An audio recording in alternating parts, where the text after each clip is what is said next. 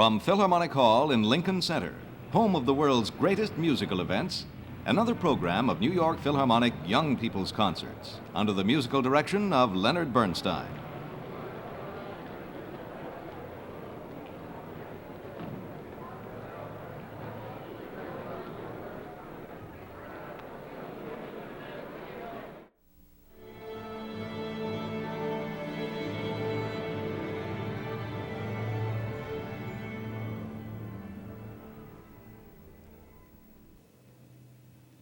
And here is Mr. Bernstein.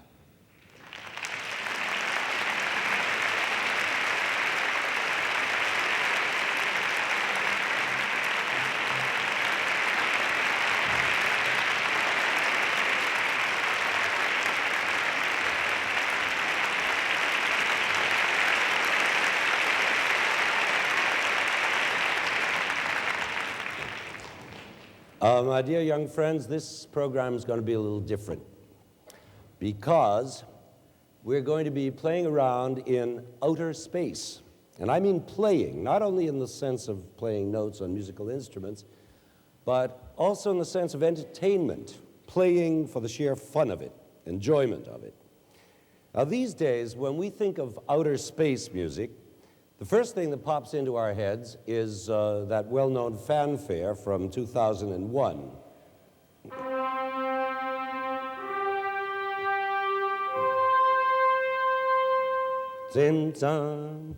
But that, of course, is actually the opening of Also sprach Zarathustra by Richard Strauss, which we learned about in such depth last season. And so we all know it doesn't really have anything to do with outer space anyway, except in the movies, right? You're all very educated and sophisticated. Then there's what's called sometimes spaced out music, like certain rock music and certain experimental pieces by Stockhausen, avant-garde composers like that, which really have to do with the inner spaces of the mind. But today we're going to hear a piece that does have to do with outer space, a piece by the British composer Gustav Holst called The Planets, and that's literally what it's about, the planets of our solar system. And the reason I call it music for sheer enjoyment is that it doesn't try to make any deep philosophical points, and it doesn't tell any complicated story, it doesn't try to blow your mind with new musical techniques, it's just first-class entertainment. In fact, when it was first played in Germany around 1920, some of the critics there roasted it as being nothing but Unterhaltungsmusik, which means entertainment music. Well, what's wrong with that, especially if it's good? And if it turns out to blow your mind, which it might, well, so much the better. This is a big piece. After all, there are a lot of planets to cover, and each planet gets a whole piece of its own. And so, correspondingly, Holst uses a big orchestra, a very big one, in fact, as befits so large a subject as the solar system. He's not satisfied with the 100-odd pieces of the normal symphony orchestra. He calls for extra added instruments that are not ordinarily used, like, for instance, the bass oboe. Isn't that a beautiful thing? Let's hear a couple of notes on it.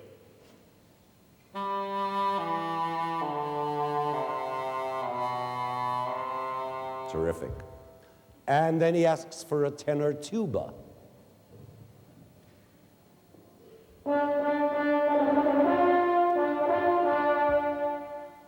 And then he calls for an alto flute.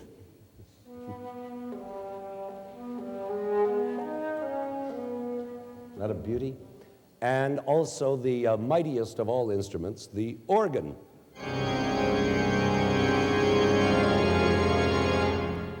Which is practically a whole orchestra in itself. And besides all that, he uses 6 horns instead of the usual 4, and he uses 2 sets of timpani instead of 1, and a whole raft of assorted percussion instruments and a lot more. Now, all this can make a terrific noise, as you can imagine, but they can also make some very spooky, whispery sounds that seem to come from light years away, as you'll soon hear. Now, it may surprise you to learn that Holst's planets, well, that's hard to say, Holst's planets are 7 in number. That is, there are 7 movements, and 1 devoted to each planet. Now, how come 7 when every child knows that there are 9 planets moving around the sun? Well, the answer is that at the time Holst composed this work, over 50 years ago, the 9th planet, which is Pluto, had not yet been discovered. So we're down to 8. Then, on top of that, he left out another planet that we consider pretty important, namely Earth, which leaves us with 7 planets: Mars, Venus, Mercury, Jupiter, Saturn, Uranus, and Neptune. But why did he leave out, of all things, our very own planet Earth? And that's an interesting question, because the answer, of course, is that Holst wasn't at all interested in astronomy, but in astrology. I'm sure you all know the difference. Astronomy is a science, and astrology is a sort of science. We all know that in astronomy, the sun is the center of our system, and we planets all revolve around it. But in astrology, the Earth is the center, and everything else revolves around us, including the sun and the moon, which doesn't make much sense, but there you are. So out goes the planet Earth. In other words, as far as astrology is concerned, we don't count as a planet because we're not part of the visible heavens. It's not very scientific, but Holst couldn't have cared less about the scientific side of the planets. He was drawn to the mystic side of things, and for him, the planets were important as symbols in relation to the zodiac, to horoscopes, to that ancient sort of science known as astrology. I suppose today he'd be called a mysticism freak. For instance, one of his pet hobbies was drawing up horoscopes for his friends, not so much to predict the future for them as to try and get an inside look at their character and personality. And this is just what Holst did with his planets, too. He would pick on one aspect or personality of each planet and write music about it. Now, it's not that easy to pick one single aspect of any planet. Astrologers have been arguing for centuries about the real meanings and forces and influences of these strange wandering bodies. But for Holst, it was easy. He just decided what each planet meant to him and went to work and wrote them. So out comes planet number 1, which is Mars, and which he subtitled The Bringer of War. Now, this music presents in amazingly realistic terms a picture of war, like this racketing of machine guns.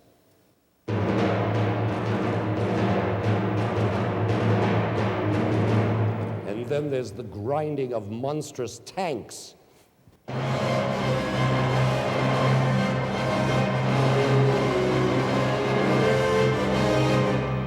And the whole horrible juggernaut of the war machine, plus fanfares and marching and screaming and all the rest of it. And so here is the first planet, Mars, the bringer of war.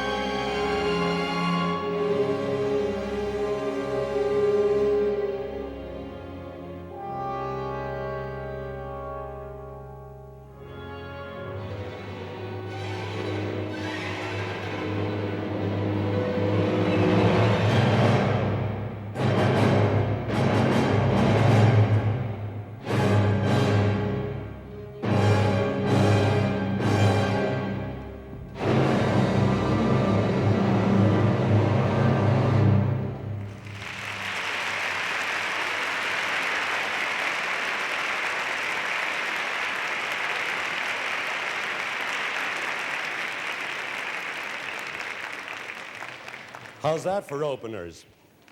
Now it's only the beginning. Maybe an exciting piece to hear, but it's not exactly what you'd call beautiful music. In fact, you might even call it ugly music. But then what is uglier than war? And this music is not so much an impression of the planet Mars with its red glow and its possibility of life, as it is an impression of Mars, the god of war after whom the planet was named.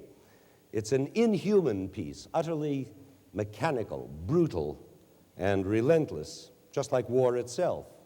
Inhuman, brutal, relentless, and mindless. But just think a minute. If an artist sets out to depict something ugly in notes or paints or words, and if he does it well, doesn't that make beautiful art? I mean, think of the ugliness, for example, of Picasso's Guernica, the unpleasant scenes in drawings by Goya or Bosc, or the distasteful subject matter in novels by Dickens or Dostoevsky. Aren't all those beautiful works of art? So you see, ugliness can be beautiful. Anyway, there's something for you to ponder over a hamburger sometime. But meanwhile, as an antidote to the ugliness of war, Holst brings us his second planet, Venus, the bringer of peace.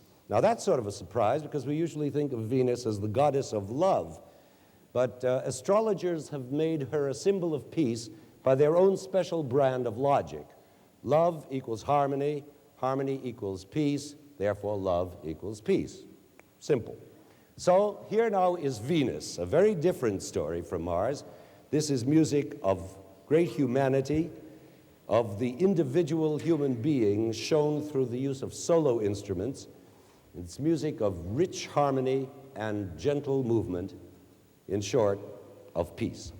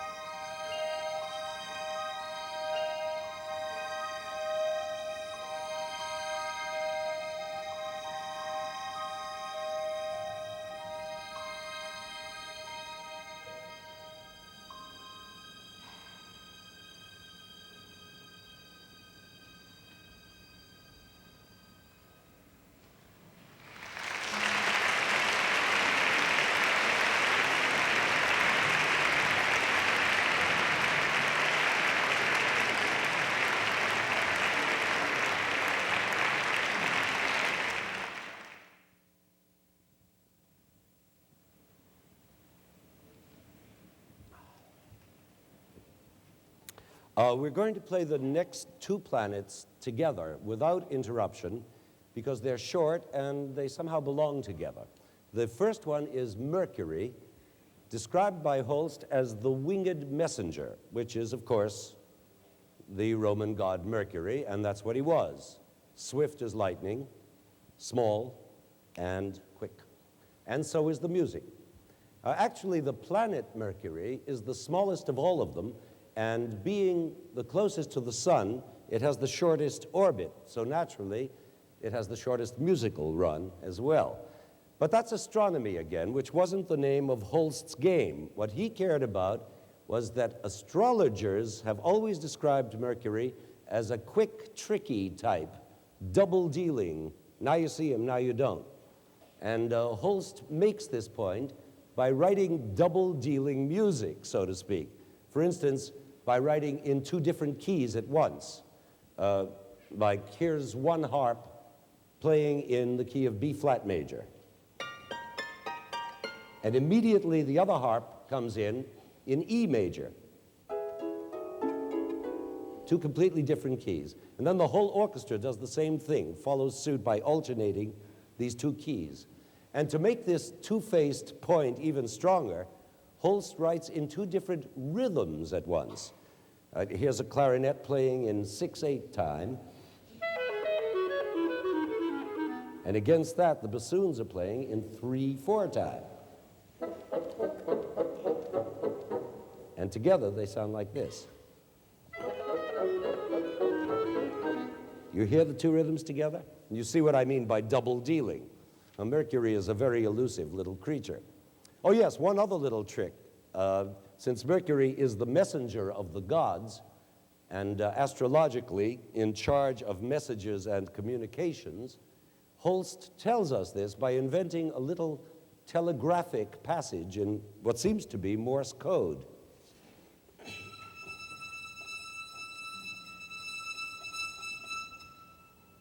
And then this is later repeated by the glockenspiel.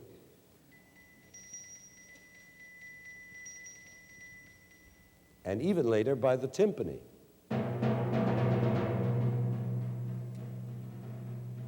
I've always suspected some secret message in this music, but I've never been able to discover what it is. Maybe some Morse code expert among you out there can decipher it and let us know.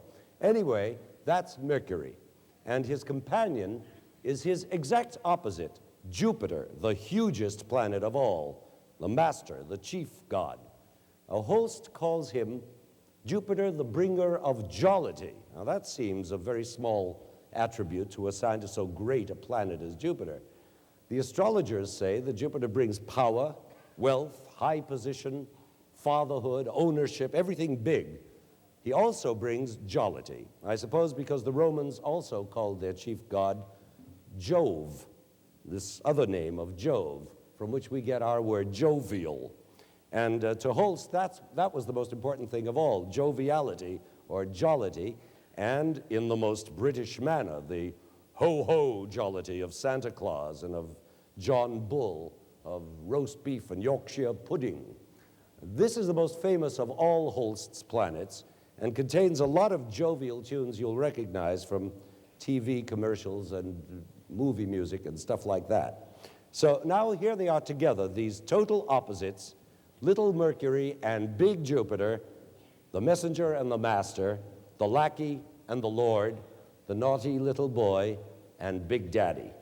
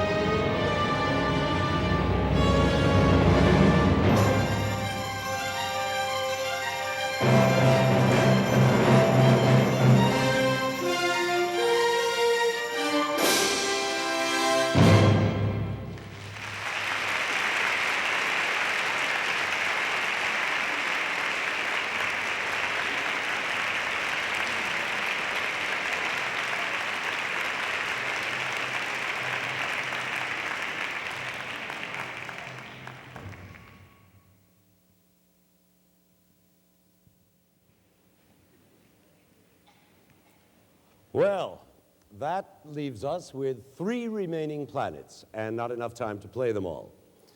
The next in line would be Saturn, the bringer of old age, and that seems like a good one to skip, since it's long and slow and draggy, and who wants to think about old age at this moment anyway? Besides, the astrologers tell us that Saturn is a nasty planet, always making trouble for us mortals. So quickly on to the next planet, which is Uranus, and which Holst subtitles The Magician. Well, again, magic is only one astrological side to this strange planet. Uranus is supposed to control all kinds of sudden changes, reforms, inventions, revolutions, things like that. And what's so interesting to us in this revolutionary day and age is that Uranus is linked astrologically to the sign of Aquarius. And heaven knows we never stop hearing about how we've entered the age of Aquarius. But of course, Holst never saw hair, and so as far as he was concerned, Uranus simply meant magic to him. And in his music, he makes a really entertaining picture of a magician. In fact, the music is at times suspiciously reminiscent of The Sorcerer's Apprentice.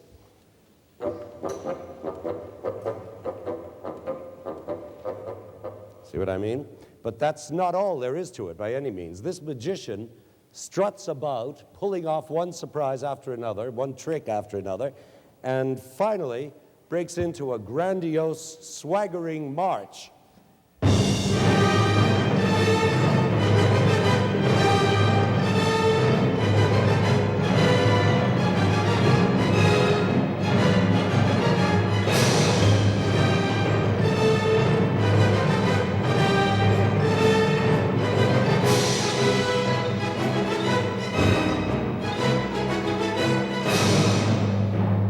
Say, come to think of it, that's not a bad tune for the age of Aquarius. Hooray, hooray, the age of Aquarius. Well, maybe not.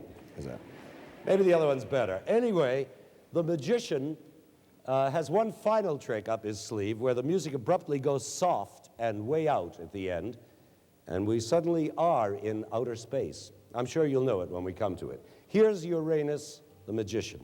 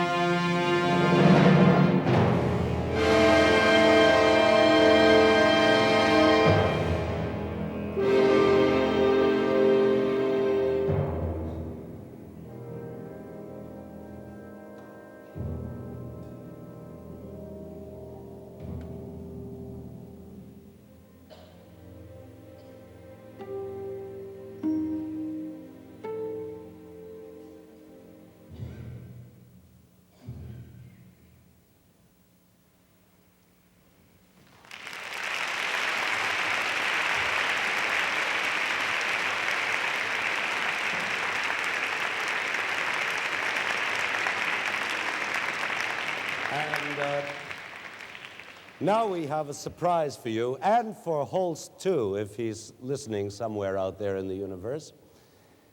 Because instead of playing his final planet, Neptune, which is also long and slow, the New York Philharmonic and I proposed to supply the missing planet, Pluto. You remember I told you that Pluto had not yet been discovered when Holst wrote this work, but he was still alive when it was discovered in 1930, so he had his chance to add Pluto to this work, but for reasons of his own, he didn't. Well, we're going to make up for this omission by inventing a little Pluto of our own. As you know, Pluto is the furthest planet from the Sun, and therefore the darkest and the most mysterious. Very little is known about it, except that it is dark and slow-moving with an endlessly long orbit around the Sun. It's also the bane of the astrologer's existence, because suddenly there it was in 1930, upsetting all the calculations of centuries and causing no end of confusion in the world of horoscopes. So with all this in mind, we shall now attempt to shed a little light on this dark planet by improvising a Pluto piece. And let's call it, in the manner of Holst, Pluto the Unpredictable. But there any resemblance to Holst will end. This music will not be in Holst's style, nor in anybody's style for that matter, because we don't know what's going to come out. As I said, it's unpredictable. We have no prearranged signals, and we here on stage are going to be just as surprised as you at the mysterious sounds we will be making. In other words, you are about to hear a piece which doesn't exist yet, and which will never be performed again, and which has never been heard, and no one's ever going to hear. It's a once-in-a-lifetime experience, a real spaced-out trip. And here it is, Pluto the Unpredictable.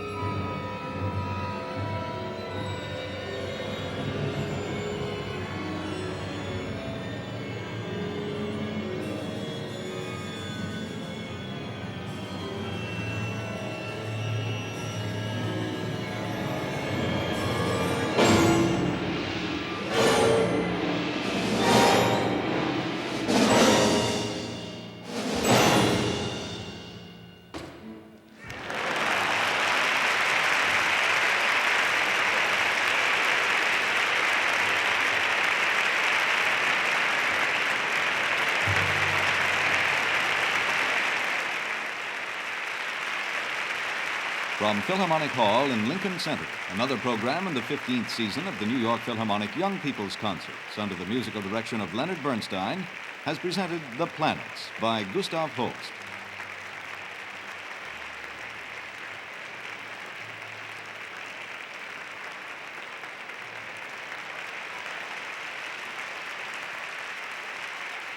The next concert in this series will be seen May 14th, when guest conductor Dean Dixon's subject will be Anton Bruckner. This program was recorded in Philharmonic Hall and was produced and directed by Roger Englander.